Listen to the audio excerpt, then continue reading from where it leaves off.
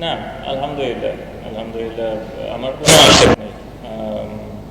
আমার এক ফোঁটাও আক্ষেপ নেই, কারণ আমার মনে হয় যে playing for Bangladesh for so many years, I think it's quite a good thing for personally if I say. Um, তো হ্যাঁ, আমি যতটুকু খেলেছি T20 ফর্মেটে, আমি প্রবাবলি 2007-এ আমার ডেবিউ হয়েছিল। This is 2024, so it's been 17 years.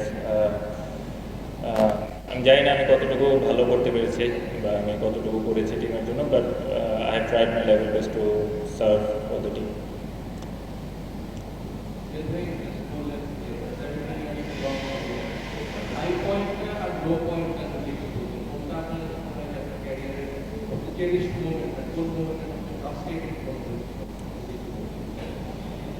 Frustrated moment, হ্যাঁ, অ্যাট দ্য সেম টাইম যদি আমি বলি যে 2016-এ ব্যাঙ্গালোরে against India, probably that was one of the most probably frustrating moment and probably one of the most life-changing moment for me, because that was a big learning curve that I feel.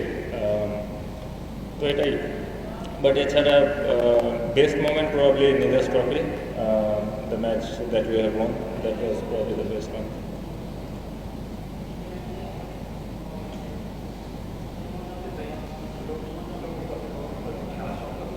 জি।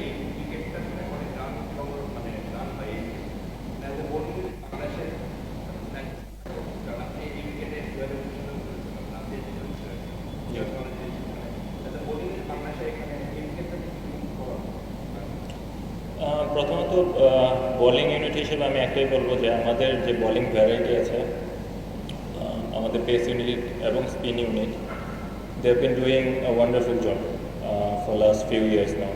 এবং আমার মনে হয় না যে আমরা প্রথম ম্যাচটা খুব বাজেভাবে খেলেছি।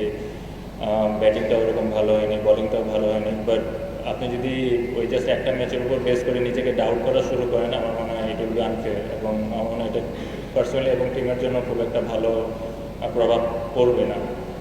তো আমার মনে হয় we have to come out from that zone and try to play boldly and try to win the game. আর ব্যাটিং ওয়াইজ আমি মনে করি যে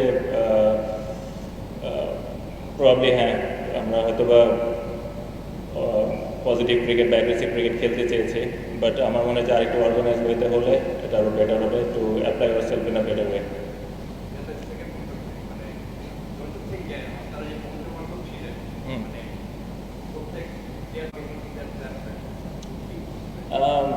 না, আমি মনে করি না এরকম কোনো এটা ডিপেন্ড করে ইন্ডিভিজুয়ালি। আমি যদি মনে করি যখন আমি বাংলাদেশ থেকে রিটায়ারমেন্ট নেব, probably it will be too late, এবং probably it won't be a good idea and won't be a good decision for me and for the team.